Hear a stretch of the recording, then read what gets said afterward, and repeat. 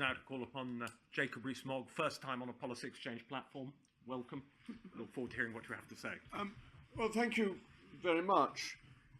Unfortunately, I think the answer is yes, that momentum, in all senses, is with the left, though I agree that it's not necessarily the most intellectual momentum. It's a momentum from principles.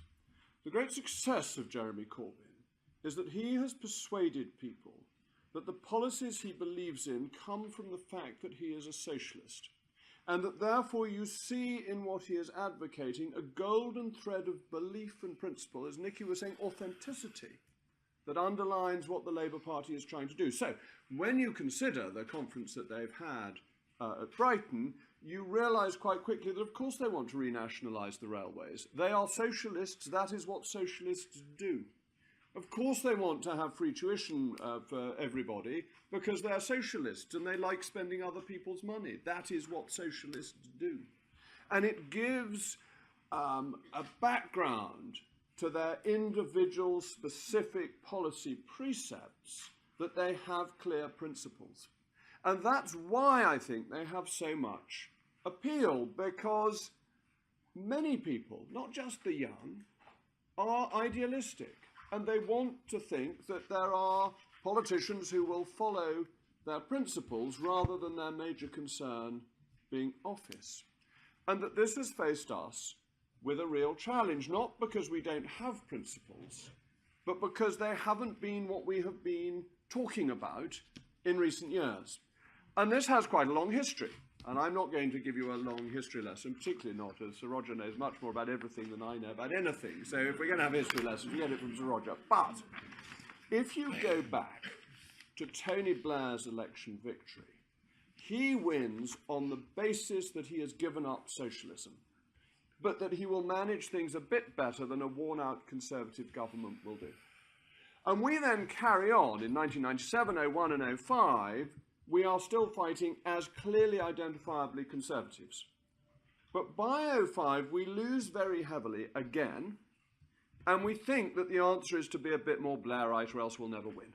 We think that Conservative ideas are intrinsically unpopular, so we come up with all sorts of nonsense. We want to share the proceeds of growth. We want to have 0.7% given in overseas aid. We want to do things that match Labour because we have given up in confidence of our principles. And unfortunately, we do it at just the wrong time, because the financial crisis comes, and as we were sharing the proceeds of growth, we don't have a principled narrative explaining why it wouldn't have happened if we'd been in charge. So we have to carry on with this idea that what we're good at is being competent managers who will run things well, but not that our policies flow one from another because of our underlying understanding of what it is to be a Conservative. And this doesn't mean we don't do great things.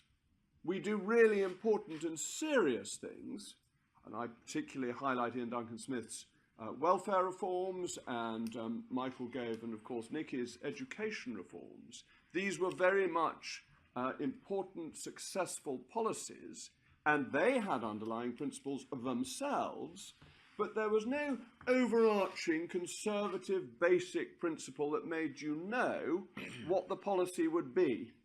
You just argued for it because it was a good idea. And this, I'm afraid, reached its apogee in the election manifesto. That as you read the election manifesto, which no doubt all of you did assiduously, page after page, I did, and it won me one specific vote, because somebody came up to me and said, is it Conservative policy to get rid of the tolls on the Severn Bridge? And because I'd read the manifesto, I knew the answer was yes, and that was one vote in bag in North East Somerset. So it's a useful thing to do.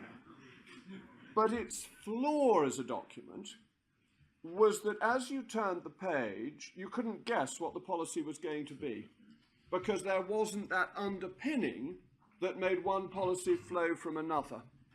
So there were some good ideas, there were some bad ideas, but they didn't have an underpinning. And what I think is so disappointing about this is that Conservative values are enormously exciting for all generations. I loathe this idea that we've got to give baubles to young people. I think it is so desperately condescending Young people are not some alien species who we have to treat differently from other voters. I'm sorry to say that I was young once. I wasn't. I wasn't very good at it, but I was at least technically. I was technically a youth at one point in my life.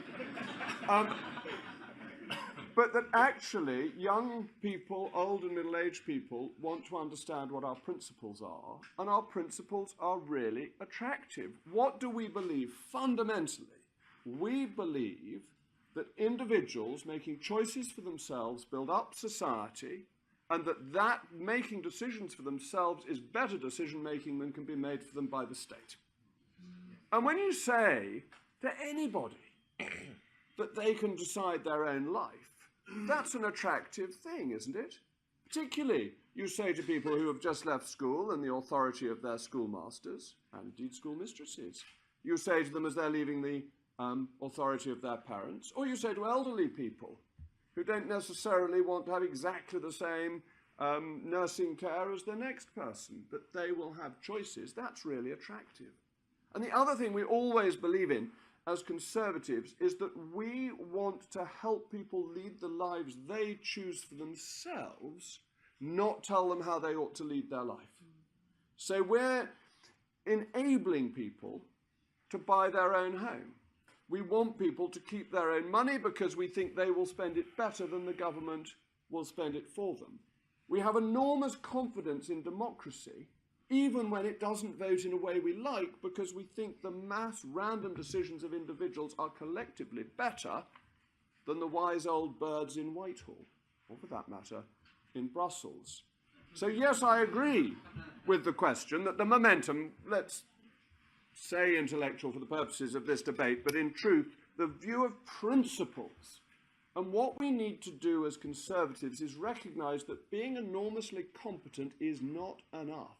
We need that golden thread running through that means that the voters can understand what the policy will be before we have enunciated it because it comes from first principles, and that this is actually more electorally successful in the end than being purely managerial. Because ultimately, given the choice of liberty or control, most voters will choose liberty. Thank you.